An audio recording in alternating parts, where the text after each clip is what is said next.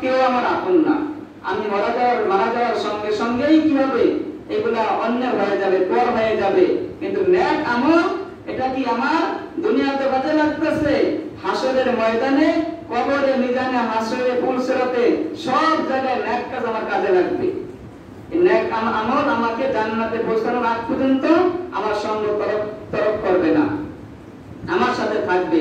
এই জন্য বলা হয়েছে ভাই নেক আমল হইল কি আমার সবচেয়ে আপন।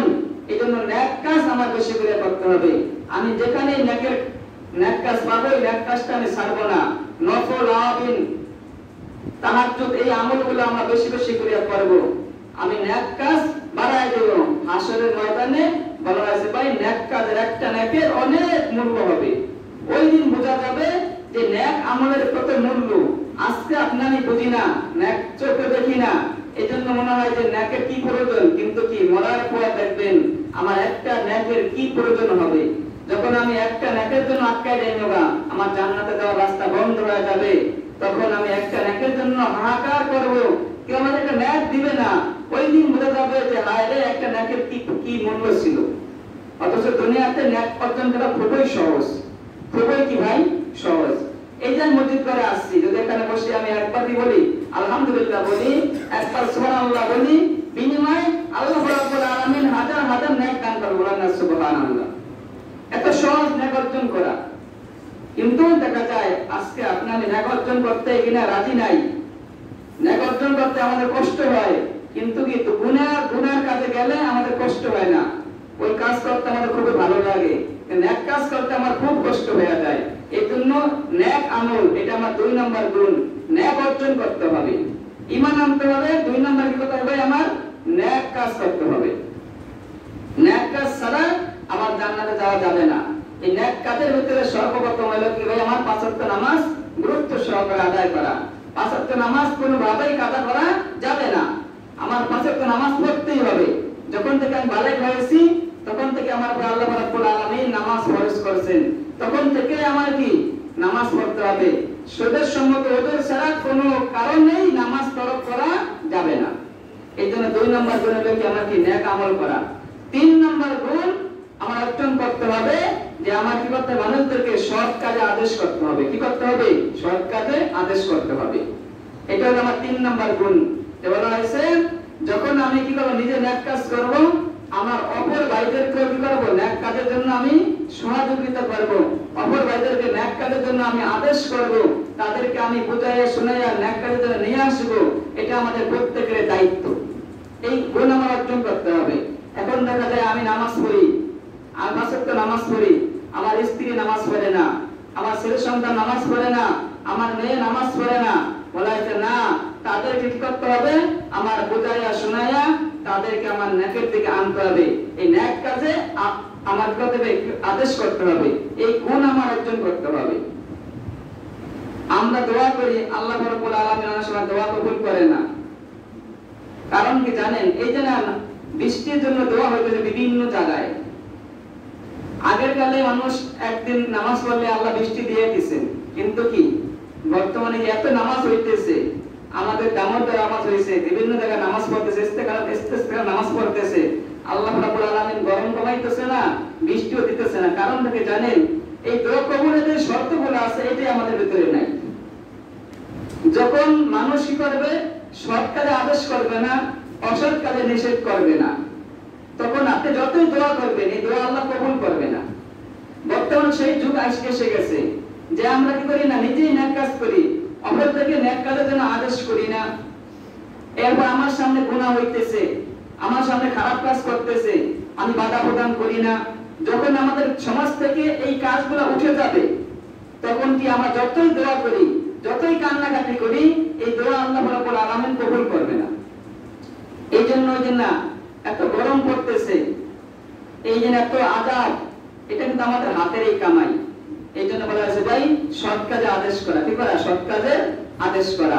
4 নম্বর গুণ, অসৎ কাজ থেকে মানুষকে ফিরায় রাখা। কি করা, মানুষদেরকে ফিরায় রাখা। আমার সমাজে একজনে গুনাহ করতেছে, আমার শক্তি আছে, আমি তাকে কি করব, বাধা প্রদান করব। এটা ঈমানের একটা কি অঙ্গ, এটা ঈমানের একটা শাখা। আল্লাহ রাসূল সাল্লাল্লাহু আলাইহি ওয়াসাল্লাম বলেছেন ঈমানের 3টা স্তর আছে। কয়টা স্তর আছে? 3টা স্তর। আমার সামনে কেউ গুনাহ করবে, অন্যায় কাজ করবে, যদি শক্তি থাকে তাকে হাতের মাধ্যমে প্রহার করিয়া তাকে কি গুনাহ থেকে বাঁচায় রাখো। যদি এই পরিমাণ শক্তি না থাকে যে তার সাথে আমি পারবো না, সে আরো শক্তিশালী, আমার সমস্যা হবে, তখন তাকে মুখে বলতে হবে।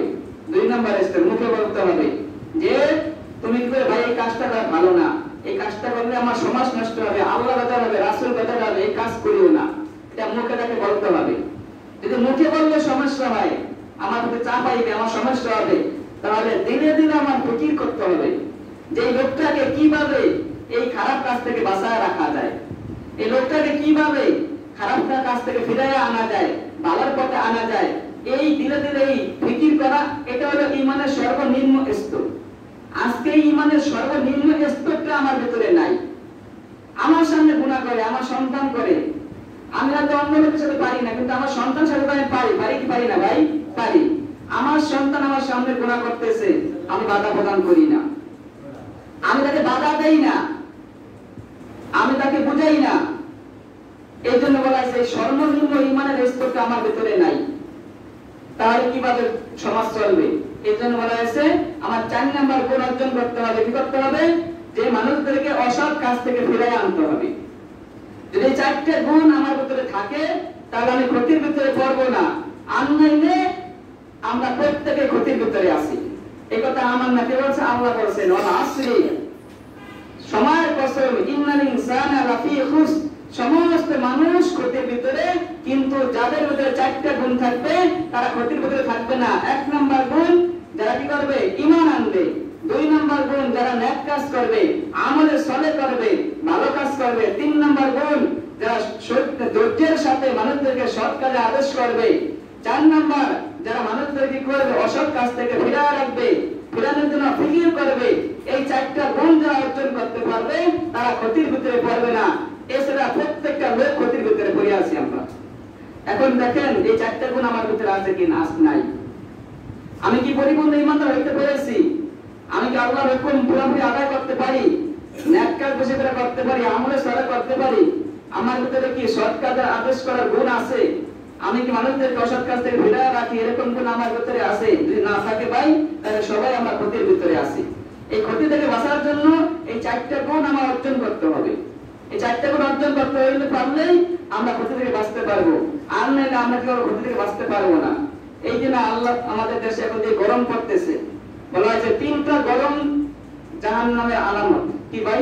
জাহান্নামের আলামত। 3টা গরম জাহান্নামের আলামত। এই একটা আগুন, কি আগুন, আগুনের গরমটা কি দেখলে বোঝা যায় এটা কি জাহান্নামের আগুন। কারণ জাহান্নামের আগুন থেকেই তো আগুন আসছে। বলা আল্লাহ রাসূল বলেছেন জাহান্নামের আগুনের 70 ভাগের 1 ভাগ হলো দুনিয়ার আগুন। 2 নাম্বার, যখন আমার গায়ে জ্বর হয় তখন একটা গরম আসে, কি আসে? গরম আসে, ওটা কি জাহান্নামের আলামত। এই আগুনটা, এই গরমটা কি জাহান্নামের আলামত। এটা থেকে আমরা জাহান্নামের আলামত বুঝতে পারি। 3 নম্বরে এই গ্রীষ্মকালীন গরম, যে গরম এখন চলতেছে, এটাকে গ্রীষ্মকালীন কি গরম। এখান থেকে কি এই গরমটা জাহান্নাম থেকে আসে। এই সময় আল্লাহ রাব্বুল আলামিন জাহান্নামকে অত্যন্ত উত্তপ্ত করে ফেলে। এই গরমটা কি দুনিয়াতে আবার কি আস্তে আস্তে আসতে থাকে। এই জন্য এটা থেকে পানা চাইতে হবে আল্লাহর কাছে। এই গরমটা এখান থেকে আমার কি করতে হবে? পানা চাইতে হবে। এই জন্য দেখা যায় ভাই, আমরা শুধু কি নিজেকে নিয়ে ভাবি, আমরা জাহান্নাম থেকে বাঁচতে পারবো এদিক নিয়ে কোনো চিন্তা করি না। আমরা শুধু কিভাবে দুনিয়া কামাই করব, কিভাবে আমি টাকা বেশি অর্জন করব, কিভাবে আমি অন্যকে হায় প্রতিপন্ন করব, এটা নিয়ে সবসময় ডুবে থাকি। কিন্তু নিজেকে আমি কিভাবে জাহান্নামের আগুন থেকে বাঁচাইবো, এই খবর আমাদের কারো ভিতরেই নাই। এই জন্য আমাদের প্রত্যেকে কি মরতে হবে। আমরা সকলেই মরণশীল। হাসরের ময়দানে আমার সকলেই আল্লাহ তাআলা দাঁড়াইতে হবে। ওদিকে চিন্তা করিয়া আমার ঈমান আমল ঠিক করিয়া তারপর আমার কবরে রওনা করতে হবে। হাসরের ময়দানে বলা হয়েছে ভাই 3টা সময় এরকম আছে কেউ কারো খবর রাখবে না। সবচেয়ে বেশি মানুষ পরেশান থাকবে 3টা সময়। কয়টা সময় ভাই? 3টা সময়। একটা হলো যখন কি আমার আমলনামা ওজন দেওয়া হবে, বিধানের পাল্লা দাড়ি পাল্লা কায়েম করা হবে, তখন সমস্ত মানুষ পরেশানি থাকবে যে আমার কি বিধানের পাল্লা নেকের পাল্লা ভারী হয় না কি হালকা হয়ে যায়। 2 নাম্বার, যখন কি আমার আমলনামা দেওয়া হবে তখন মানুষ খুব পরেশানিতে থাকবে, কেউ কারো খবর রাখবে না। যে আমার আমল নামা কি ডান হাতে আসে না আমার নামা বাম হাতে আসে, তখন মানুষ খুব পরেশানিতে থাকবে। 3 নাম্বার, যে যখন ফুলসিরাত পার হইবে, এই ফুলসিরাত থাকবে জাহান্নামের উপর দেয়া। যার ঈমান আমল ভালো থাকবে সে বিদ্যুতের ন্যায় ফুলসিরাত পার হয়ে যাবে, আর যার ঈমান আমল ঠিক থাকবে না সে কি করবে, পিছলে জাহান্নামের কি গর্তের ভিতরে পড়ে দেবে গা। এই 3টা সময় মানুষ কি করবে না, কারো কি রাখবে না, খবর রাখবে না। ওই কঠিন মুসিবত থেকে বাঁচার জন্য এই দুনিয়াতেই আমার কি ঈমান আমল ঠিক করতে হবে। এখন যদি আমি ঈমান আমল ঠিক করে মারা যাই তাহলে ওই সময় আমার কোনো চিন্তা থাকবে না, পেরেশানিও কি থাকবে না। এই জন্য আমরা কি করবো ভাই, সকলেই ঈমানকে মজবুত করব, ঈমানকে নবায়ন করব, আর আমি নেক কাজকে বাড়ায় দেব, নেক কাজ বাড়ায় দেব। একটা প্রতিজ্ঞা করব যে আমি কি নেকের কাজ ছাড়বো না, গুনার কাজ করব না। নেকের কাজ যত ছোট হোক আমি এটা ছাড়বো না, আর গুনার কাজ যত ছোট হোক ওটা আমি কি করব না। আর 3 নাম্বার, আমি যতটুকু সম্ভব কি মানুষদেরকে নেক কাজের জন্য আদেশ করব। একটা লোককে বুঝাইয়া শোনায় আমি নামাজে নিয়ে আসবো, যদি আমার কারণে আমার উসিলায় একটা লোক নামাজি হয়ে যায়, আল্লাহ হয়ে যায়, হাসরের ময়দানে এই বান্দার উসিলায় আল্লাহ রাব্বুল আলামিন আমাকে মাফ করতে পারে। আর 3-4 নাম্বার, আমি কি করব, যতটুকু সম্ভব মানুষদেরকে খারাপ কাজ থেকে বাঁচায় রাখবো, আমি বাধা প্রদান করবো। আমার শক্তি থাকলে কি করবো, আমি বাধা প্রদান করবো। শক্তি না থাকলে তাহলে আমি ফিকির করব কিভাবে সমাজটাকে ভালো করা যায়, কিভাবে সমাজ থেকে খারাপই উঠায় নেওয়া যায়। এই ফিকির আমাদের সকলেরই করতে হবে। আল্লাহ রাব্বুল আলামিন যে কাজগুলো করেছি, যে আল্লাহ রাব্বুল আলামিন যে কথাগুলো বলেছি, আমাকে এবং সবাইকে আমল করার তৌফিক দান করুন। সবাইকে